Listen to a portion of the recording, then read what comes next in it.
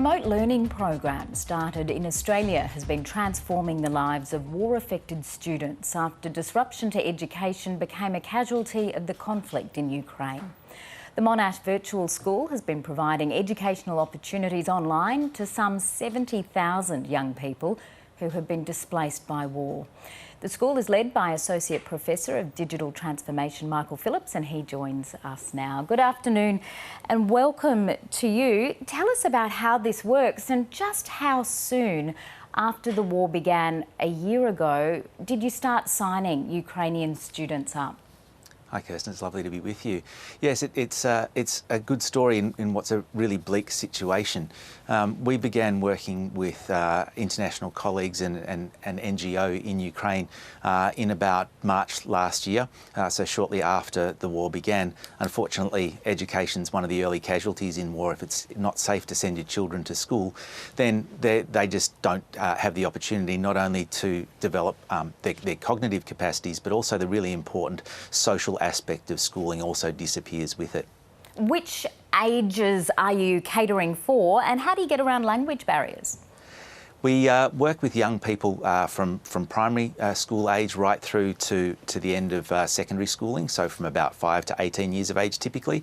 But really interestingly, one of the things that we're finding is that there are a lot of mums who are also attending these classes with their young people.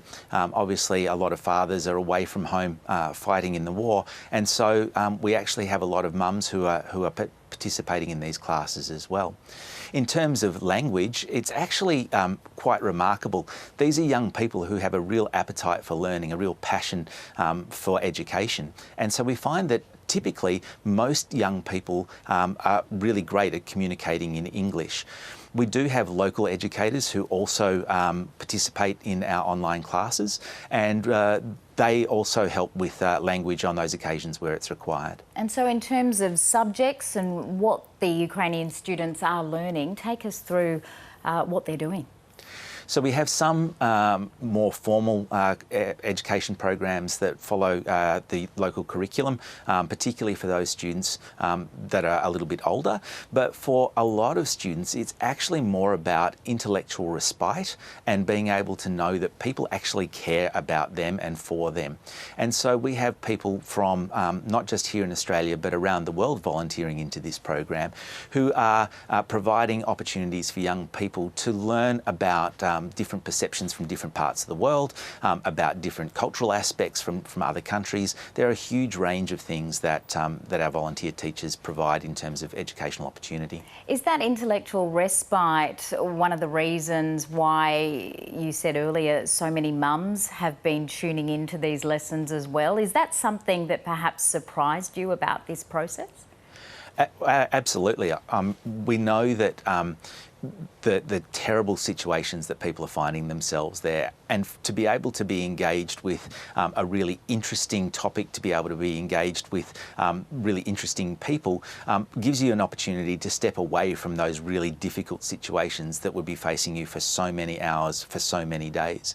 We've had presentations from people such as Chris Hadfield, who was the commander of the International Space Station, about what life's like in space. Being able to engage with that kind of content really gives people an opportunity to disengage from what's going on around them, even if it's just for a little while. And so I suppose it probably provides these students with the sense that people outside their situation do care for them.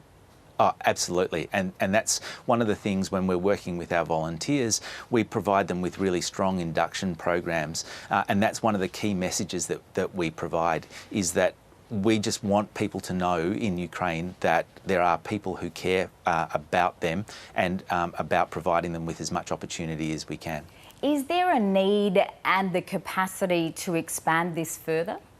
Oh, absolutely. Ukraine is one situation, a terrible situation that we're providing some educational opportunity in, but there are lots of other conflict zones around the world. So we are also working with local partners in places like Myanmar, where there's equally a great deal of conflict and tragedy going on.